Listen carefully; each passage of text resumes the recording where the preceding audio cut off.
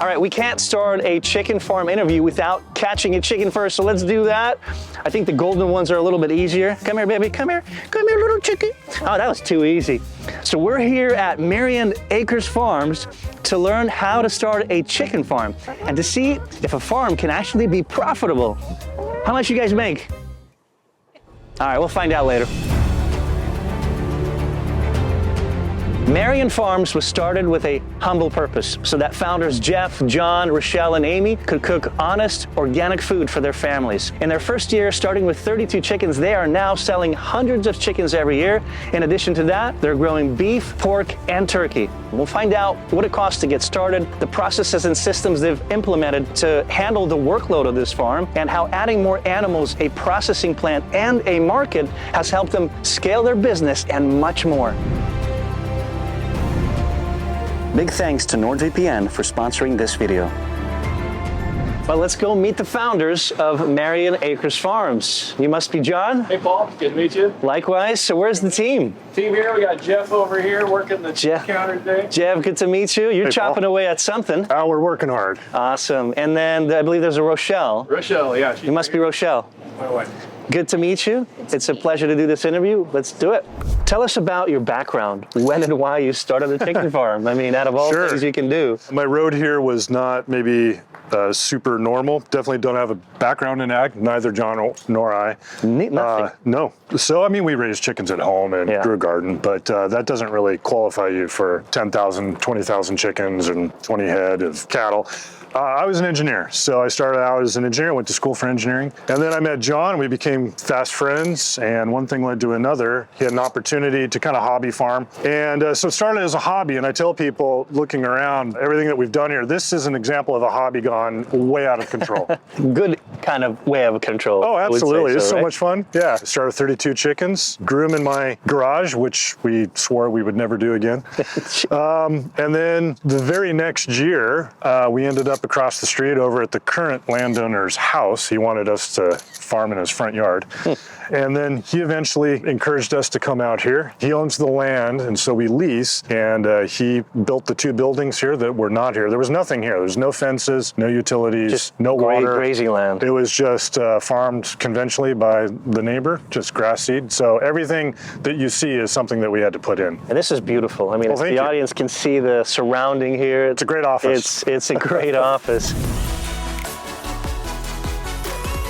Give us a quick overlook on what are we looking at? You've got multiple buildings, a ton of things going on. What's here? What's that? So the red building here is the Helvetia Farm Market. That's our retail space. The brown building here is kind of a dual purpose building. This side on the left is brooder, where the baby chicks live. Right side is the processing facility or slaughterhouse. We've got storage in the silver barn, and then got a separate hay barn out in the parking lot there. But that's the structures. That's the gist of it. Okay. Yep.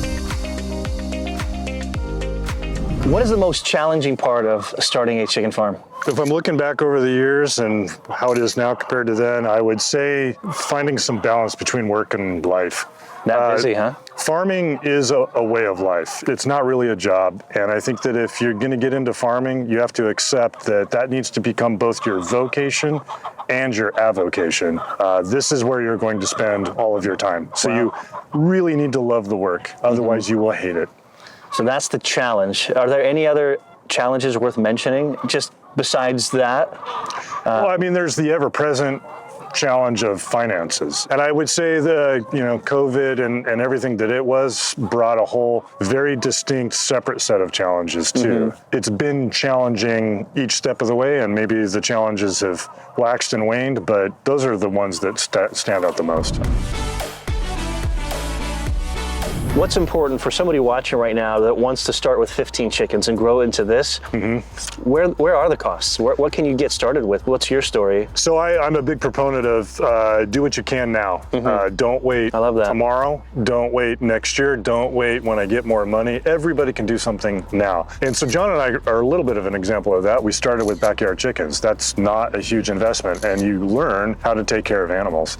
Starting a farming business I would say there's an old saying in the ag world, the way you make $1 million in ag is you start with 2. Yeah, I was going to say you spend 10. Yeah. So it's the conventional way is you bring on a bunch of debt, you get all your equipment, and then you farm for the rest of your life, and you hope to pay off that debt. John and I took a little bit more measured approach. We started slow and let the business push us, and when we needed to grow, we would grow, but it was always in response to demand. So we were okay initially with being completely sold out in the middle of the year of chicken that we would produce that year, because then that's demand deciding then next year how many you should produce. So we weren't guessing. In terms of like the slaughterhouse was a 3-year journey to get it licensed and permitted, and it cost us about $100,000 to get it going. But you don't have to have that right away for a chicken farm, right? No. So what can you get started with? So you can, right now, you can do the field-raised chickens. You can always have somebody process them for you. So the pens that we use are inexpensive, maybe at least back when we built them, about $200 a pen. And you buy day-old chicks, you maybe raise them in your garage like we did, if you're brave. And then, yeah, it's low investment. You don't need a tractor to raise chickens. You really don't. We have one, but we have it for other reasons. We started without a tractor. We had a lot of coolers, we had some chest freezers, and we actually had an ice machine for a while because we were processing our own. We were doing it ourselves. So yeah, it doesn't really take that much to get into it. All right, you guys, so we're here at the Helvetia market with John. Yep. There's a lot going on here at the store, a lot of inventory. How do you manage it? What systems are you using to keep track of what's in and what's out? So the great system we use is Clover. Clover has a lot of different apps that they can integrate into that system. So the one that we use and we just recently started using is Shopventory.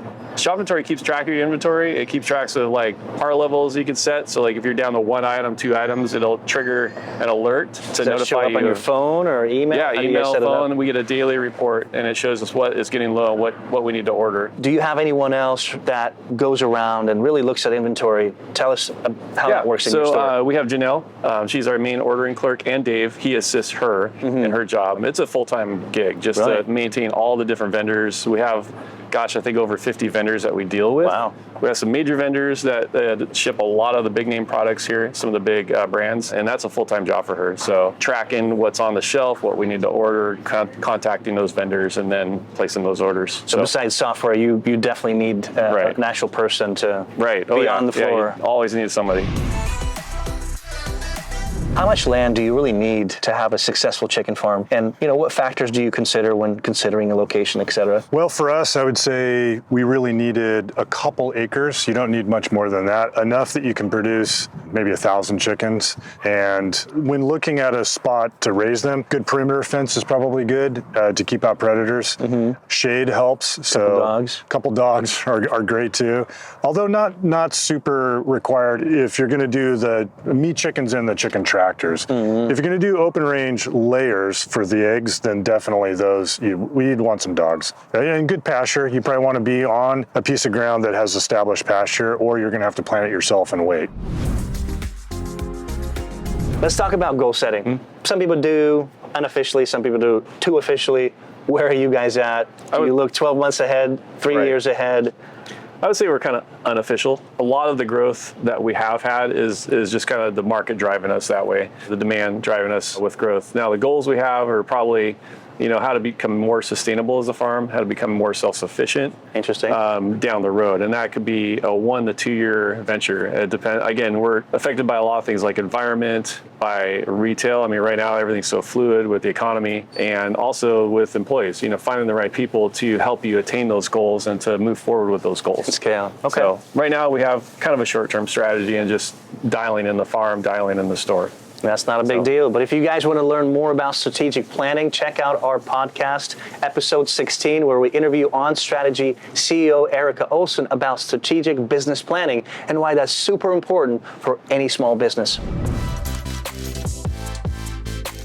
Let's talk about retail versus online sales. What does that look like for you guys? Has that shifted over time as you've grown? So I would say before we had the market, we didn't really have a retail business. We had a little place in the corner of the barn where people came in and what do you call it, a refrigerator, open that up, put some cash in there. Gotcha. We did a lot of online sales there, but it wasn't as big as it is today. So really it's hard to judge. I would say today with the market, I would say our market is 80% of the sales and 20% online. Online. How long has the market been established then? The market's been here for 3 years. 3 years. Yeah. And over those 3 years, it's been consistently roughly 80-20? Yes and no. Again, with COVID, with the pandemic, I mean, we started in October 2019, and our business actually shot up because of COVID. So we were struggling just to get customers in the door from October to March, and then the shutdowns happened, and then boom, everybody couldn't find food at the stores. They heard about us, started telling their friends and family about us, and it just took off. Sometimes things like that, which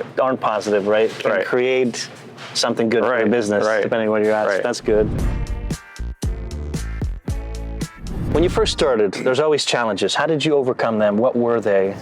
Maybe you implemented strategies, systems to overcome a certain challenge in the beginning. Yeah, I think a lot of it is two business partners. One of the challenges is just the amount of work that has to be done. So the fact that there was two of us, we could break away and take some time off. I'd also say, finding quality people to help you with certain things. So being able to let go of things and let somebody else take care of it. Is that hard to do? Oh, it's incredibly hard to do. Very hard to do, especially as somebody, your heart and soul's in this business, and to turn it over to somebody. I remember distinctly the first time I left the market and it was not closed. There was an employee in there working the market. It felt very strange. Very strange. It's like your baby. It is. It's like, man, it's like the first time you leave your kids with a babysitter, you don't really have a good time because you're thinking about the baby at home, but you can't grow if you try to do it all yourself. That's what you have to learn. One of the things we actually ended up doing sort of not on purpose is we grew big, and that allowed us to have a quality of life, because the bigger we got, the more we could afford employees to take care of stuff. But when you say bigger, what do you mean? You just took on more debt? No, adding the store and the processing, growing more chicken, adding beef. Adding beef is pretty low in terms of cash flow. You buy initially the steer, and then it's not a lot that goes into it over the course of growing it out. So adding things, adding different revenue streams too, so that we've got revenue all around the calendar. Farming is notoriously bad for being seasonal, and it's pretty hard if you only get paid at harvest. Well, adding all of these things meant our revenue streams were developed, and we had a year-round, we can make a living out of it. Be more of a consistent process. Yeah. So how can someone start a chicken farm with little to no money? It's actually easier with chickens than with almost anything else. So especially the way we do it with the chicken tractors. If you find another farmer, another landowner, it's very easy to just work out hey, can I raise a couple chickens on your property? I'll give you the chicken manure as sort of payment. It'll feed your pasture. It can work in orchards. It can work in, filbert orchards it would work in, apple. It would work with a beef operation. It's very easy to insert chickens to other operations, existing operations. Interesting. So you don't have the land cost. Right. They're very interesting. Okay, and it doesn't take a big budget, as we talked earlier in the video, right? No. 10 chickens, 15. Yep. Start somewhere. Yep, exactly. Okay. I am genuinely excited to share with you guys what NordVPN can do for you. With cyber attacks on the rise, I realize how essential it is to protect my data with NordVPN. Our phones, computers, tablets have vital information like bank accounts, private emails, and oftentimes all of our business information. Can you imagine the damage cyber attackers would inflict if they gain access? I can't even begin to. That's why NordVPN would prevent that. For the price of a cup of coffee per month, NordVPN gives you next level security. And their new feature, Threat Protection, would block malware, avoid malicious ads, and stop tracking by intrusive, pesky ad companies 24/7.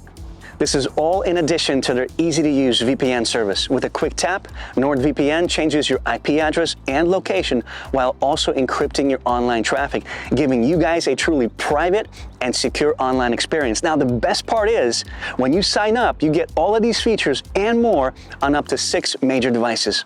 NordVPN is also offering UpFlip viewers an additional 1 month free when you sign up for their 2-year plan. So visit the link and get the exclusive NordVPN deal. It's risk-free, 30-day money-back guarantee. How many employees do you currently have, and how do you find good people that you work with? So yeah, currently have 52 employees. Wow. That's a lot of them work That's here a on the lot. farm, in the store, in the processing area. What have you learned over time in terms of finding good talent to join your team and work together? That's a hard one. You want to find somebody who's generally like-minded with what's going on here at the farm, someone who has a little bit of knowledge of the areas that they're working in, like retail, processing especially, farming. You just don't want to throw a heartbeat out there because you're dealing with live animals, other lives. Those lives can be at risk if somebody doesn't know or have any kind of inclination about how to take care of an animal. If you were to find or look for more team members right now, how would you do it? Is it Indeed? Is it a software? Is it Craigslist? What's the best thing for you? Typically, our online platforms like that, we haven't had much luck with. We do use one for the processing area because that's it's called Poached. I think that attracts more of the food service industry, people that are used to handling knives and processing things, stuff like that. So we use that for the processing facility. But here in the market, on the farm, a lot of it's word of mouth. We do put up a sign when we are desperate, now hiring, and there's an interview process and a kind of background check process as well. Anything unique about that, or pretty standard in terms of the interview and background? It's usually an interview done not by either Geoff or I. It's done by Rochelle. She'll do the recruiting initially, and then we hand it off to our managers of the various areas of the farm to do the final interview. I want to ask you why you added beef, pork, and turkey. How did that help your business? What was the deciding factor? Sure. Well, I mean, without getting like super farm nerdy about regenerative agriculture and different production models, it really was to complete what was being done on the farm. So the chickens have a job. The other animals have additional jobs. So it's important that we close loops on the farm. So the output of one thing is the input of the next. So we're standing here with all these layers.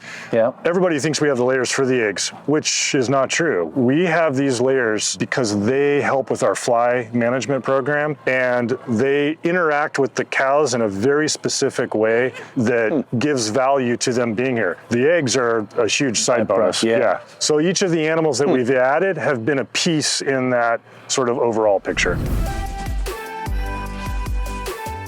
What key steps do you think people watching they need to take to scale a chicken farm? Right. So that's a good question. We started with 32 chickens that we brooded in Geoff's garage. So scaling up, I think it keeps the reins on. Like, there's always a temptation to grow really fast, grow really quick, but then you got debt load, and you've got a lot of farmers, especially, don't pay themselves. Right. We did our best to pay ourselves at the very beginning, which was awesome. Very little. Maybe it was a free chicken here and there. But you can't scale up unless you're financially stable and you're financially strong, and the books are looking good as well, too. That's not that easy to do in the farming business. No, right? it's not. You've got quite a bit of debt to take on, animals, land. How did you manage, and what key steps you took to actually, because you have the plant, you have the processing center. I mean, a lot of things going on in terms of scaling. How did you take the first step, second, third, and so on? Right. It was demand drove the growth as far as the chicken goes. Yeah. I would also say that a lot of this has to do with our landlord. We don't own the land, but we own the business that is on the land, so we lease that property. That guy was very instrumental in helping us along financially to be able to build these buildings. And also just kind of the encouragement we needed from him as being a business owner himself. That's awesome. But also taking economics classes in college, I learned one thing, and one thing that was key to survival of a business was cash flow, cash flow, cash flow. If you don't have good cash flow, you will have all sorts of problems. Let's talk about must-have equipment. I've got 30 chickens. I really want to start scaling. Sure. What's a good thing to start with? So this design is exactly where we ended up with 2 scales. So we started with 1, next year we added 3 more, and on and on and on. The key components, I'd say, are the actual structure, or what we call a chicken tractor. Tractor, okay. So the pen, it's open floored. It's the size that it is because it's all dimensional, and it's 8 by 8. So all the lumber we buy is 8 foot, and the metal is 8 foot. So that's why, the second, I'd say the most important thing is the water delivery. So we use a gravity-fed system. This drinker is the brand is Placin, and it operates just off of gravity, and it comes out of the water is stored here in the 5-gallon bucket. I would say the money you spend on that drinker is worth the investment. They've got to have water.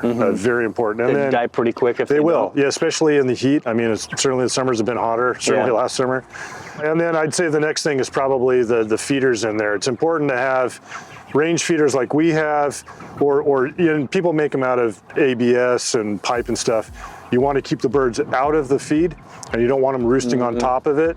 So you want to make sure all that feed gets into the chicken, and the range feeders do a really good job for us. So what would this cost if I just wanted to start with this one? Yeah, so and again, it's been a while since we built one, fortunately. Yeah. Back when we built, the pen completely finished was about $220.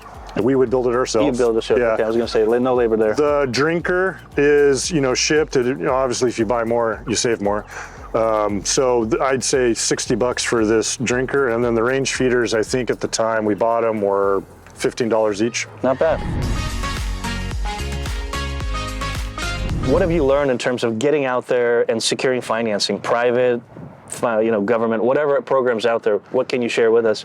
Sure. So I'd say three things. One is conventional lending can be difficult in our situation when you don't own the ground. We don't own this ground, so we had no collateral to bring to that discussion. So that closed some doors for us. So we actually ended up with an institution that specializes in that kind of a situation. Their name is Craft 3. They charge more for it, but they're providing a higher level kind of service, right? They're willing to take a bigger risk. So the main construction loan that we got was through them, and they were willing to loan to us even though we didn't own the property. And then I would say private money that's out there, we have through some people we've met just along the way, we have access to private money, which is a little bit of a different game. And I guess being in ag, it's important to know that there's a lot of resources through the federal government, the state government, and even the counties. Just be aware of the grants that are coming up, be aware of the different incentive programs. Like we had the heat wave last year, there's money available to help offset losses that you had on your farm. Okay. What are some qualities that you would think would be necessary to be a successful farm leader, owner, etc.? Hard work ethic. I think also if you're going to grow a business like a farm like we have, I think it's very essential to have a business partner, someone who isn't related to you as well, because you can go home and you can disconnect. Whereas if it was just me and my wife, Rochelle, we would go home, we talk about the business all the time. Well, we do it already because she works for us. Farming is kind of seasonal, but it never stops. So with that in mind, you'll never have a vacation if it's just you by yourself as a sole proprietor. So having a business partner like Geoff and his family, I can go away on vacation for a week or two and know that everything's going to be taken care of just the way I would like it to be taken care of if it was just me. Take the load off. Someone who has the same mindset, the same, understanding of how things operate. What have you learned in terms of working with partners in this business? I mean, there's ups and downs to it. There are. Risks and cons. So I think, how do you make it work? I think it helped that Geoff and I were friends before we did this. We were duck hunters together. We go to the same church. Again, that like-mindedness I think is very important. And I think just having the desire to be a farmer like this. I don't know if Geoff had shared this with you at all, but I said to Geoff, what are the two, if you could do anything you're doing now, and he was an engineer at the time, other than what you're doing, and what would it be? And he said, farming or commercial fishing. I was like, I've got an opportunity for you. And that's what got us started in this rabbit hole. That's awesome. Okay. And you've got the processing facility, so I want to show our viewers kind of what that entails. But before we go out and show you guys, tell us the process of getting that up and running. You said it took a while. Anything else you want to highlight? Is it just the permitting, the wetlands, and all the regulations and red tape that prevented it? It was a lot of red tape. It was dealing with all the requirements about what to do with the byproduct of slaughter. We're being distracted. That's pretty typical here on the farm, right? You got an itch? Every day, all day. You got an itch, you got an itch. Yeah. All right, back to it. Just the red tape. It was the building permits. It was the permits with the state so that we could run a compost facility. It was 3 years. It's wild that it would take that long. It was a long time. What are some things you absolutely wish you would have known before, that if you had that knowledge now or earlier, how would that change things? What can you think of? I wish we would have known more about how it was going to go with the county in developing the process and facility. And what would you have done differently? I think we probably would have just hired a project manager and said, deal with the county, make sure everything is taken care of. Let us focus on the stuff we're good at. And I don't want to be distracted by explaining to the county, you know, about our storage tanks. So that took a lot of bandwidth out of your main focus. It did, right? Yeah, exactly. Yeah, land use consultants can go a long way, even though they can be pretty pricey. But in the end, I think it probably would have saved us a lot on schedule. I bet. That's a good tip, you guys. Don't try to do it yourself, right? Right. We're not land use experts. We can't do everything. You're farmers. As much as farmers want to believe they can do everything, you can't. Sometimes you gotta pay an expert to get you through whatever you're dealing with. That's a good lesson learned. You've got an incredible market, lots of inventory, lots of cool things to choose from. But what about creating a delightful customer experience? What is that like for you? We're in a unique location. We got an incredible view of the Coast Range. We've got these mountains out here. I think that is part of the experience. A lot of times you go to a farm store and you just go in as a store, you know, or a market, and it's just a store. You don't have the view, you don't have the animals, you don't have that working farm type of feel, that vibe. We have the backyard area where people hang out with drinks and food and bring their kids, and we have a fire pit. So cool. We also do farm dinners. So I think, you know, based on our reviews, people love the experience of being here and having that feeling of like, oh man, I'm able to relax, but also able to shop at the same time. And that was kind of our goal with this, was to be able to provide a place where people can do all sorts of things and not just come in and go. It's like come in and hang out. Come and get to know us as owners. Come and get to know our employees. Don't come and go, come and hang out. Right. And once you've done, shop. And you know, if they're hanging out, they love it here, they'll come back because that's etched in their minds. Like the view, the experience of sitting out on the porch and drinking a beer. Do you guys make it an effort to remember people's names? We do. Is it a seasonal business? Or is it average out? The farming end of things is very seasonal. So we're in the spring right now. We're just starting to process our first chickens. Those chickens now are hitting the store and people are waiting for fresh chickens. So we're going to have a lot of fresh sales. I see. Turkeys are super seasonal. As much as we want people to buy turkey other than for Thanksgiving, it's always Thanksgiving. And then beef and pork tends to be a fall revenue stream. So the investment is made in the spring and the return comes in the fall. Okay. These guys are super duper cute. Yeah, they are rooting. Tilling the ground? They are rooting, and that's their job here, is to root and to break up the ground, because then we come over after they get moved.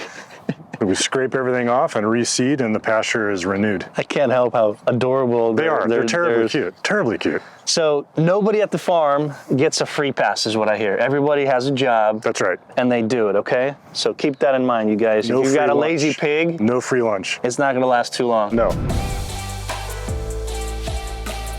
All right, so we're here in the little piglet pen, right? Yeah. These fun little guys. We're gonna do a quick blitz with Geoff. How much land do you need to be successful? Not that much. I mean, you can be successful in your backyard. What are your main competitors? Who are your main competitors? You know, we're servicing a market that's really huge. We need more farmers. We don't really think about competitors. Competition. Okay. Are you using non-GMO seeds and products for your livestock? We are. Yeah, we are non-GMO, non-corn, non-soy, non-GMO. This is an interesting one, Geoff. Which came first, the chicken or the egg? Okay, sounds like a joke, but actually from a good operations consideration. So if the question is whether you buy fertilized eggs or day-old chicks, you definitely want to buy day-old chicks. Leave the hatching of the eggs to the hatcheries. To the hatcheries. They do that well, and let them do it. Well said. Okay, between illness, disease, and predators, how badly can a chicken farm take losses? If you do things really wrong, you can lose all of the animals. Yeah. And last but not least, what's your favorite business book? Well, staying true to my chicken love, I would say Pastured Poultry Profits by Joel Salatin. I love that. Well, if you're watching this, obviously you want to know how to start a chicken farm. Comment below on how we can improve our blog, and we're going to pick a random winner and send you that book as our gift.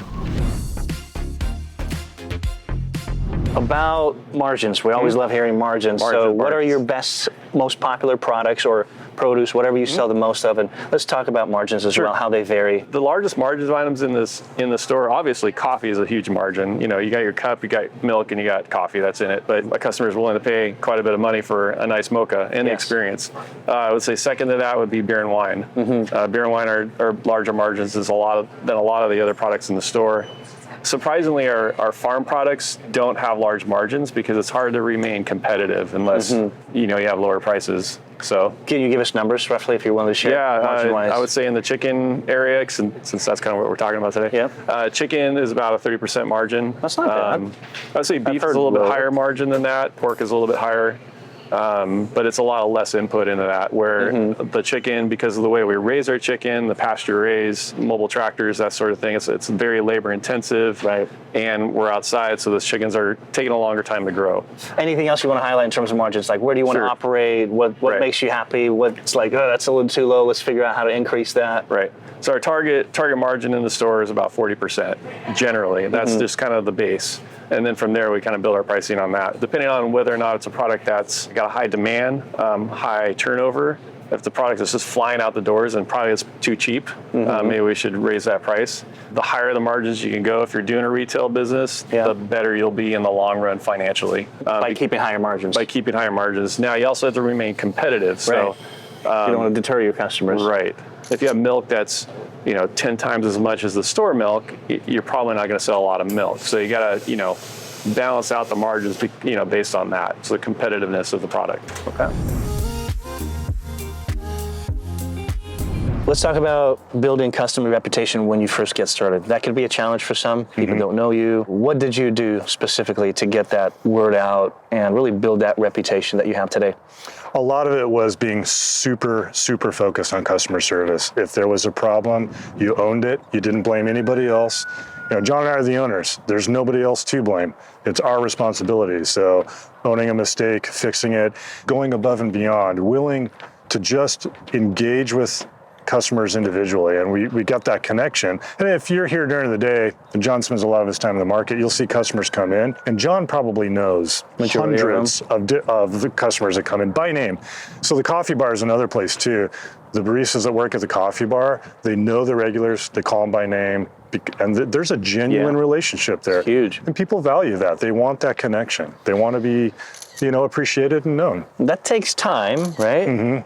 Are there tools or Instagram help maybe to get, maybe I'm just thinking outside of, sure. Those things have an impact in the beginning or not really? I would say that's a good example. Social media, you can't avoid it as a business, you have to have it. And early on it was Facebook. It's now Instagram, I would say. But when something would bubble up on Facebook, confronting it head on. Rochelle's very good at that. So if somebody has a complaint or just doesn't like the fact that we raise livestock, we deal with that head on. We don't let it just fester. And again, she's really good about that, addressing the concerns and then, moving on.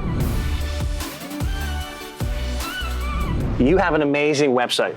Thank you. Well designed. Thank you. So who does that? What platform it's on? Right. And do you invest time on that? Who manages that? Share. Well, when we first started, we all kind of invested time in that, but right now it's managed by actually a team of employees. We have mainly my wife who oversees that team, Rochelle. How many people on the team? Just for the website alone? There's about 2 people right now besides her, so 3 total. We use Wix, which is a very user-friendly, a very simple platform. It's just, upload some pictures and type in some things and they make it look good. So kudos to Wix. The team that manages that also manages the inventory of the shopping part of that portion of the website. And why is it important for you to have a website? Is it important for the chicken farmer to have a website, or is it mainly geared towards the market here? It's mainly for the whole business. So it's not only just the chicken and the market, but it's also the processing as well. Processing does have its own website because it is very different than what, the retail part of our business, not really food oriented. It's where the food comes from and how it's processed. And I think it's important to have one. Going back to that original question is you need to have a website. Everybody's online. Everybody's connected to the internet. And I think that's how we got a lot of our initial customers. People doing a search online, optimizing those search engine performances. That's what brought people to us originally. You do everything from raising chickens, pork, to dispatching the animals here, packaging, selling. What's the benefit of that vertical integration of having to be able to do everything here? I would say 2 things. One is we have total control over what is done. So control is good? It is, and it's important to us when we're dealing with live animals that they're treated and respected all the way to the end, and it's done with as much compassion as possible. So we control all of that. And it's important too when we sell that meat to the customers that we can stand behind what we're selling them because we've controlled every step of the process. So there's a accountability dimension to it. And the second thing is flexibility. So The processing facility, before we had that, we had to go to a processor, which meant we had to schedule and we had to show up on time, and there was no flexibility. So if the weather was bad or we needed to wait a couple days for whatever reason, we absolutely could not do that. Now we have that complete flexibility. We can process on our schedule, and we set that schedule. What was the challenge in getting to this point, having full control? Because you mentioned it took a while to get the processing plant. Right. Why is that? What tips, insights can you share with our audience that maybe want to go that route for full control? So specific to the processing facility, we're in Washington County, and it was a lot of work working with the county to get that permitted. It actually wasn't on the slaughterhouse end of things with the Oregon Department of Ag. It was all the regulations for the development of the property and the construction of the facility. Okay. So I would say getting in touch with the regulators early in the process, this is what we're thinking about doing, making sure that they can help you identify things that will take a lot of time, and just give them a roadmap of exactly what you're going to do and why you're going to do it, so that they feel like they can approve it. They want to feel confident that what they're going to approve is going to work out. In terms of financial side of the business, it's important to have the right tools in place to manage all that. So can you give our audience a breakdown of what tools and systems you use to manage the financial things? So I don't handle much of that end of things. Geoff does, again. but we do use QuickBooks online, a lot of spreadsheets. Geoff is a spreadsheet guru. He's a wizard, tracking our daily expenses, daily sales, especially in retail. We got to make sure that our sales don't exceed the percentage of what our budget should be for labor. So sending people home early on slow days. Oh, yeah. That sort of thing. Shopify, Clover. Clover, yeah, we use Clover for here in the store. Shopventory, which handles our inventory, and we do use Square for some of our online. Square, you're right. Yeah. Okay, so Square's only online, Right. Clover's for the indoors. Right. What's the difference between the two? Why Clover for in-store? What's the Clover is a limitation? little more user-friendly as far as retail goes, where Square, I think, is more catered to the restaurant business, some of the service businesses. Clover has actually done a lot, even for us, to be able to do more of a shop presence like this with multiple items, multiple inventory, and keep track of that with their system. Geoff, tell us what's behind us. You've got a greenhouse. Yeah, so something we started this year. This is actually some expansion for us. We can't get enough salad greens in the winter, so we thought, well, let's try our hand at growing our own salad greens and develop a vegetable program. So this is the center of that effort. This is just in the beginning stages? Yep. Okay. Let's see how they keep the pigs from walking across. It doesn't shock. Grab onto it. No. I'll let the audience grab onto your own electrical wire. No, don't do that. So I gotta hold on to it. Well, because it pulses. Oh. So if you're just doing this, you're gonna hit in between. Ow, I just felt it's nothing. It doesn't need to be too much. I bet the bottom wire's hotter. God. Oh, and because we came in and out there, that wire is down on the ground, and so it's sucking a lot of the juice Oh yeah, out. we saw that happening there. We can Okay. grab that wire. Nah, let's move on. I'm not a fan of electrocution. Is there a seasonality to the market? Like you sell more meat certain time of the year versus other things, or is it kind of average throughout? So there's a What do you notice? seasonality as far as busyness goes. We kind of take a dip in the wintertime, but pick back up in the summer or spring and summer. And I think mainly that's because of the outside portion of our farm store, and that people don't get like that to hang out here. experience. Right, they don't get the experience. Now, over the years, those numbers have grown over the winter. So I think people are now starting to rely on us more for their daily grocery needs and their food needs. One thing we've done too is add a lot of products. So we're very diverse in what we have to offer. Indeed. Before it was just a couple shelves here with a couple items from who knows what, a couple vendors, and now we have a lot more. You've got some room for more shelves. We do. Maybe. Right, Maybe. right. We get a little tight at some point. Yeah, some things take up a little too much valuable real estate, but Yes. We're working on that. What was it like for you when you actually got your investment back and you started becoming profitable? I'd say, the second year, because we didn't get out over our skis too far, we were growing and doing what demand was asking us to do. So we sold out the first, 5 years, we sold out every year. That's amazing. And so when you sell out, you can stop producing. You've made your money. The investment came really when we moved here, the big investment. Right, yeah, so the construction, the processing facility, you know, that's going to take years to earn back. But in terms of just raising chicken, because it's such a quick turnaround, you can get your return pretty quickly. What is the biggest mistake you've made as a business owner, and what did you learn from it? The biggest mistake I have made personally would be working in the business too much and not delegating things to other people. That puts a lot of stress on a person, because not only are you doing the day-to-day operations, but also running the books, you know, schedules, managing employees, The jack of all trades. You know, dealing with some of the fires that you got to put out. And you know, like today I was fixing one of the lights here because it burnt out. So you know, just really delegating is I think really important. If you can delegate and find good people, that's the other thing, is don't hire just a heartbeat. Hire people that are good people. Like-mindedness, I think, is important, because if they come in and they're, you know, they don't care about organic farming or chickens or whatever, you know, this isn't the place for them. Right. But hire good people with good skills and good backgrounds. So you've got a lot roaming, right? The true free-range chickens. That's Question right. for you. You've got a bunch of birds here that would love to grab them, right? They don't pay you for them. Not a good business model. If you let your chickens roam, you lose 4 a day. What's the solution for that? Those who are struggling with the same. You got this beautiful dog here. Tell us the story a little bit. Well, to cut to the end, I mean, the dogs were, in the end, the solution. We had some bald eagles that they're migratory here. They moved in, and we were losing chickens every day. And you feel horrible as the one responsible for those chickens. And you can't have a business if you're feeding the wildlife. So we tried everything. We tried fishing line, we tried hanging CDs, we tried some owl decoys, and you'll see them around the farm. Those owl decoys were useless. Yeah, absolutely pointless. Eventually we ended on getting a dog. Kept Ivy. This is Basil. Hey, so Basil. This is our second dog. Oh, you're cute. So is it a particular dog, or did you guys just train him to do what he's doing? No, we get Great Pyrenees. So they are livestock guardian dogs. They're bred for this. They know what's going on. And after you kind of show them the ropes on the farm, after about a week, they are pretty intent on making the farm a no-fly zone for predators. Wow, I love that.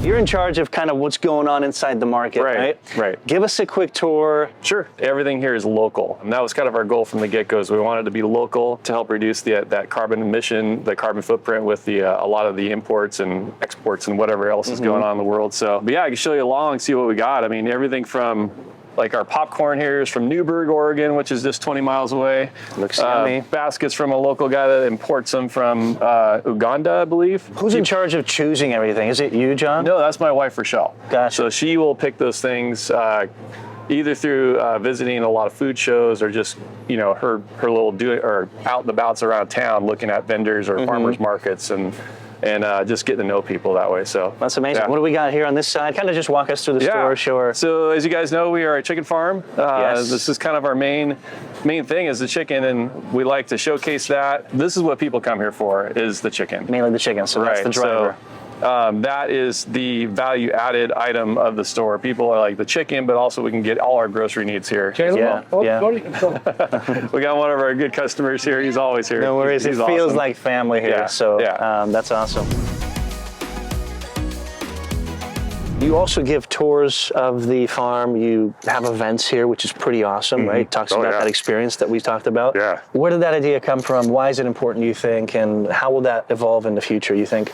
I'll take the last first. I think evolving in the future, we're going to be doing more events, more farm to dinners events. People want to come to the farm and eat food that was produced on that farm. They is it just getting away from town too? It is. It's. Well, look at this beauty, right? People love the landscape, and a lot of effort goes into making the landscape look like this, and people enjoy it. I think people enjoy meeting their farmers, not just us, any farmer. So they like that interaction.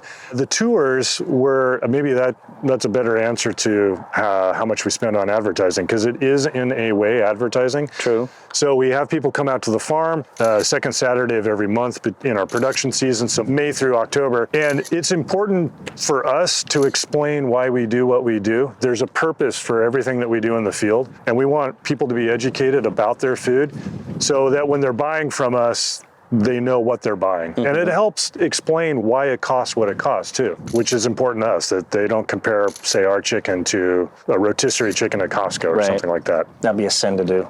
I bet. It is. They're not the same. Nope. What else do you want to show us? I mean, you've got a lot of things going. You got a coffee, beer. Being that I had coffee espresso experience back in the day, I wanted to have a coffee stand. So we have our espresso coffee area. That one gets me going in the morning. Yep. Beer and wine down there. Okay. Full selection of Oregon wines. You got the frozen aisle here. Frozen aisle. So this is a one-stop shop for everybody and their family and their grocery needs and food needs. So wow, a lot of our meat. This is all your meat here? Right. So the beef is from our farm. The pork we get from a different farm, and that's a whole USDA versus state inspection thing. You know, we bring in products from places like Kachka. It's a Russian restaurant in downtown Portland. They actually do some commercial production, so we bring in their products here. And then everything from, you know, we try to keep a lot of the stuff here as healthy as possible. If we can't find healthy, we'll get cleaner. Yeah. But everything from like grass-fed yogurt to pickles, fermented pickles, instead of just your plain old pickles. And then really the showcase is our I love it. Our produce. Fresh Again, produce. from all local growers. They don't necessarily have to be organic, but organic practices. What's your day-to-day life as a farmer? I mean, I know it's a lot of work, a lot of hours, but give us a 6 a.m. to midnight, or what does that look like in reality? It's pretty varied. I mean, the standard schedule, I'd say, is I'm usually here on the farm between 7 and 7:30. Is that 7 days a week, or? 6 days a week. We're pretty solid on. We try to take a day off. It's important to not be here at least one day. But sometimes, especially in the spring when everything is starting, I am here 7 days a week. So I work, both John and I work anywhere from 40 on a slow week to 80 or 90 on a really busy week. And can you briefly break down the roles? So what do you do? Sure. John focuses on. So John really manages the store. I manage the processing facility. We both kind of deal with the farm itself. I do the finances. John does kind of operational stuff, so scheduling and those kinds of things. Rochelle does all the marketing, and my wife, Amy, right? Yeah, Amy. Yeah, she just works in the market. She's one of the workers in the market. She really enjoys that. That's awesome. You guys got a great, solid team.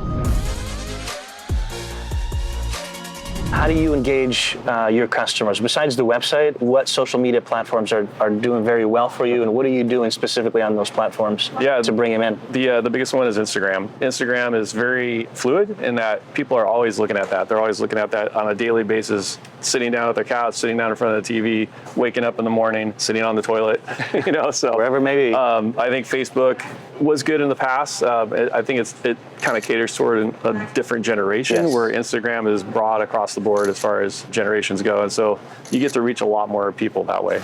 So what are you specifically doing on Instagram that's a success for you guys? Yeah, so daily drops for people, daily drops about what's happening at the farm, what we're doing here in the market, some of the new products that come in, that sort of thing, and also events. So we do farmers markets outside as well, or farm-to-table dinner as well. So yeah, just daily drops like that. That's awesome. Yeah, new products coming in, what's the freshness of the produce area, that sort of thing. And that just brings them in, they know what they're coming, the experience and so on. Right.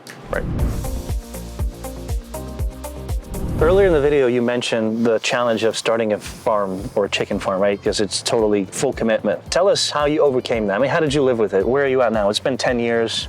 How did you figure out that challenge of always needing to be here? A couple things. One, again, I come back to the real need for a business partner. Being able to step away and go to the beach for a week and pour some time into your family. Right. Because that's the other sort of casualty in all of this. If your family isn't with you, they're not going to see you. So it's important to be able to break away, be able to leave the farm and know that it's in good hands. So when I leave, you know, John's running the show here and I don't have to worry about it. Got it. So that's and I can pour into my family and I can be present.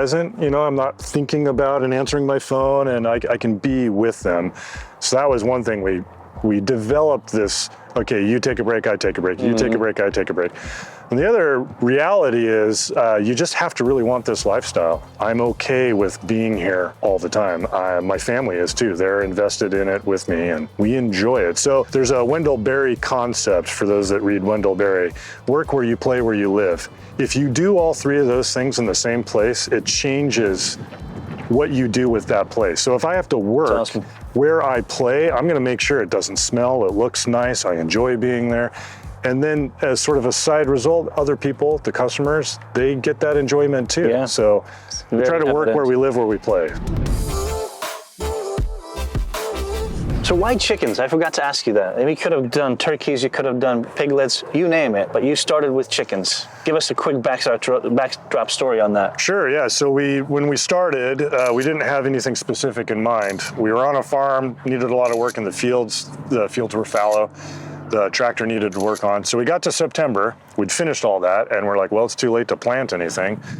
I had read somewhere that you can turn around a chicken in 8 weeks. So we're like, well, let's go get some chickens. So we went down to Wilco, bought every chicken they had, and which was 32. Raised them in my garage, processed them in early November. Then we left that farm, came across the street over here to the landowner. We decided to focus on a single thing because we can't, do one thing well, not 5 things poorly. So chicken is what we decided on because we had good success the previous year, and the rest is history. You were you weren't forced, but you kind of were just led down that path, and it just kind of happened. Yeah, it was. It wasn't very purposeful on our part. Sounds like we kind of wanted to do everything, and we had to choose one. So we chose the chicken because it kind of chose us. Okay, the chicken chose Geoff. You were chosen by thy chicken right there. Well, this has been incredible. Last question for you, and I want to talk to our audience. If you guys are looking to start a chicken farm, Geoff, John, Rochelle, what would all of your advice, cumulative advice, be to people watching? You can talk to the camera. What would you tell them? They want to start a chicken farm today. What's at the top of your advice list? I would say start now. Don't wait for extra money. Don't wait for extra time. Even if it's 2 chickens in your backyard, start now. Use what you have. Don't wait. And then let demand and customers push you and pull you in the different directions that you'll eventually go. Awesome. Well, thank you so much. It's been a pleasure. Likewise.